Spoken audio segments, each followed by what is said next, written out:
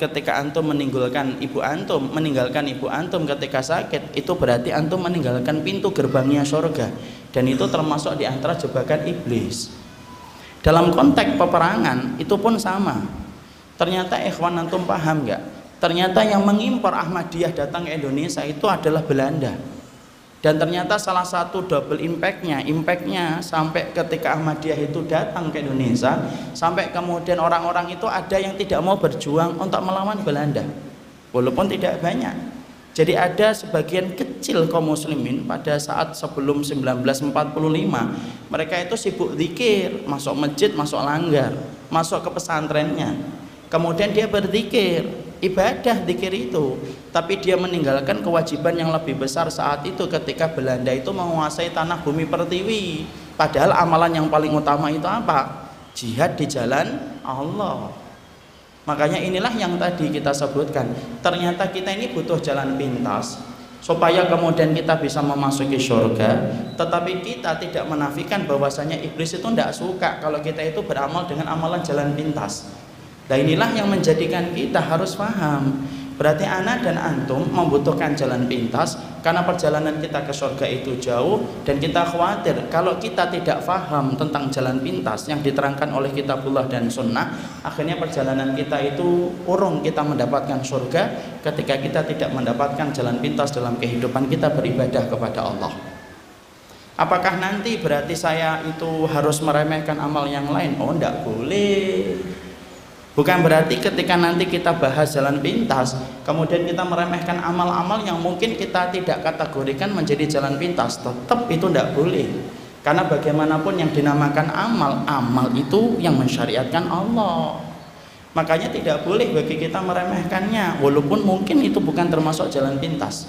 Karena kita paham, karena yang mensyariatkan amal itu dalam kehidupan kita adalah Allah. Makanya kita tetap memprioritaskan jalan pintas kita itu apa, sebagaimana nanti keterangan kita akan peroleh satu persatu, tanpa kita meremehkan amal, karena tidak boleh seorang mukmin yang mengikuti Rasul untuk meremehkan amal. Jadi analoginya kayak gini ikhwan. Jadi kayak Quran, antum tahu Quran.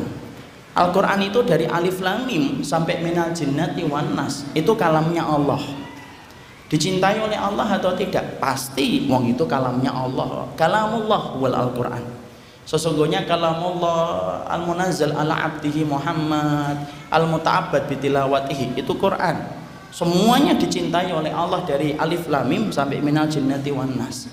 Tapi ikhwan, kita tidak menutup mata. Ada beberapa ayat dan beberapa surat yang lebih Allah cintai daripada ayat dan surat yang lainnya. Contoh, Allah lebih mencintai ayat kursi daripada ayat yang lainnya. Allah mencintai surat Al-Ikhlas daripada surat An-Naba.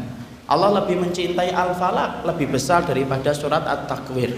Allah lebih mencintai surat An-Nas lebih besar daripada surat Al-Infitar. Bukan surat Al-Infitar itu tidak dicintai oleh Allah, dicintai.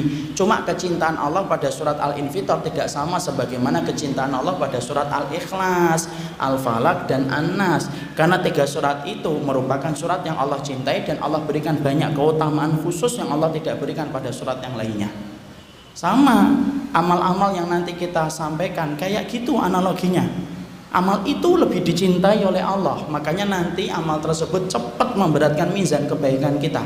Jadi mizan kebaikan kita itu timbangannya itu cepat menjadi berat ketika beramal itu, tanpa kita menafikan amal-amal yang lainnya. Maka contoh gampangnya kayak gini.